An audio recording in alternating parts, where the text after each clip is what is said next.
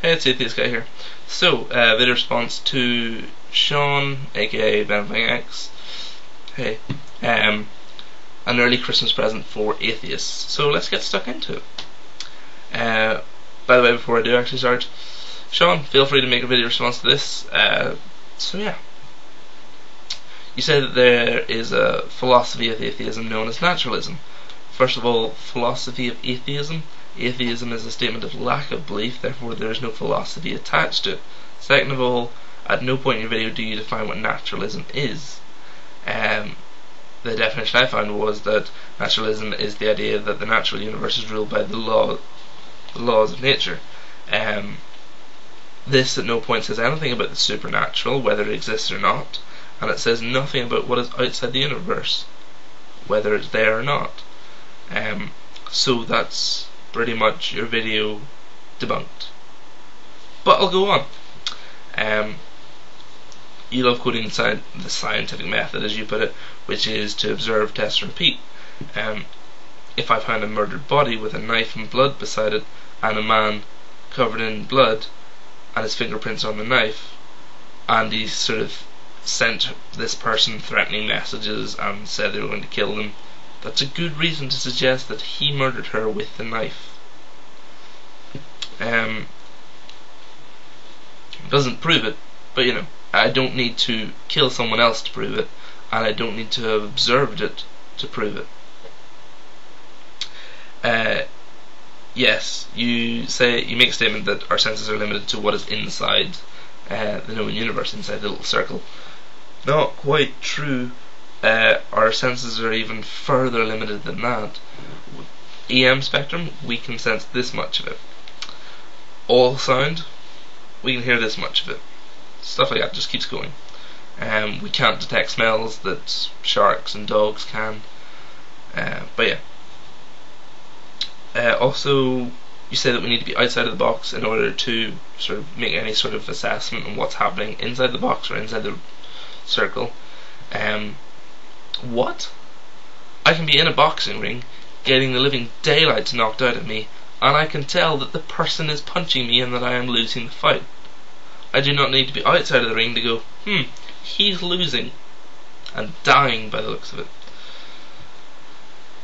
Anyway, yeah, you say that, scientists, you make this seem really childish and just, scientists love cause and effect relationships. No, not really. Usually they look for correlations rather than cause and effect relationships. However, cause and effect relationships lead to forming laws, being able to make predictions, stuff like that, and they are indeed very useful. And they are how things in the universe do happen. If you can give me an example of something happening without being caused, feel free. Yeah. You accuse us of making massive assumptions, yet it is the theists who make the biggest assumptions of all. First of all, you believe that existence began. There's no reason to suggest this. In fact, there's tons of evidence against it. Then you say that there was a cause for it beginning.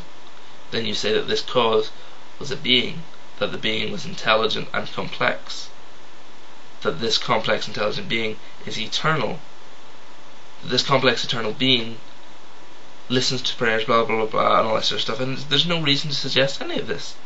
So don't say that we make assumptions.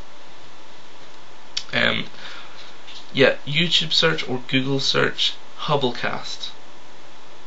Then, once you've watched those, come back to me on, we've never witnessed a planet being born or a star being born.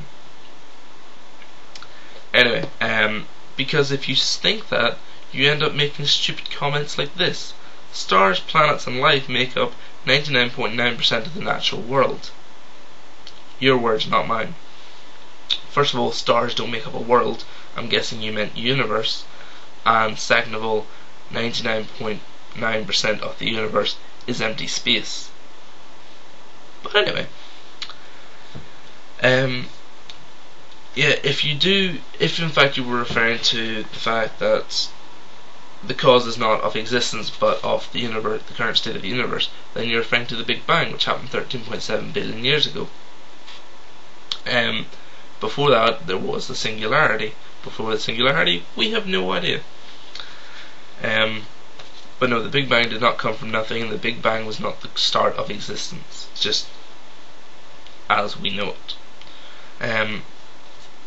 You talk about the brain, how if the brain hasn't been intelligently designed, we have no way of knowing what the brain should be, what it should do, stuff like that. You refer to evolution. Well, you say if the brain sort of comes through, came about through randomness. First of all, evolution through natural selection is the furthest thing from randomness. But second of all, through brain scans, through surgery, through autopsies, we can tell what the brain looks like, what individual bits do, how they differ between sex, race, even sexuality at some point, for people who are transgender. But yes, yeah, you say that naturalism or naturalists cannot account for anything in the known universe. Wow. I'm not even going to comment on that.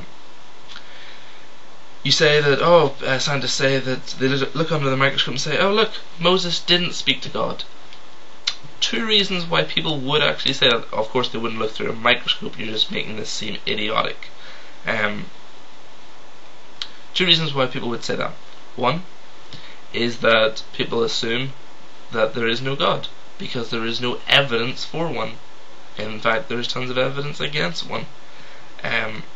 So the idea of a man talking to an unexistent God probably didn't happen. Second reason is that people, especially scholars of the Bible, sort of go, well, the Torah wasn't actually written by Moses. So yeah, a lot like the Gospels weren't written by who they're assigned to, stuff like that. Or by anyone, in fact, who ever met Jesus whenever he was dead or alive or a zombie. You then refer to, oh well, people say that religion is genetic. I have to quickly talk on this one. Genes can be passed down to children, and they can be dormant in the parents, but they can be active in the child. So your parents being non-religious and you being religious is possible if it was genetic. However, the idea of it being genetic I don't really buy into. However, the idea of a God gene, yeah, possible that you would be susceptible to suggestion maybe. However, it's probably due to primary and secondary socialization that you are in any way religiously minded. Then you try and debunk the fossil record. Bad attempt at that. But not commenting on what you actually said. If you were in any way right and the fossil record was flawed, evolution would still stand strong. Evolution doesn't need the fossil record to exist. You attempt to talk about, sort of take a Kent Hovind approach on dogs don't make cats, or dogs don't make non-dogs. Over millions of years, yep, pretty much. You're a transitional form between your parents and your future children. You are evolving. You are an evolutionary. Sorry, that was my phone. So then you end the video with the Bible is completely. Or sorry, this is me talking. As I say, you said that the Bible was completely unfounded. I'm guessing you didn't say that one.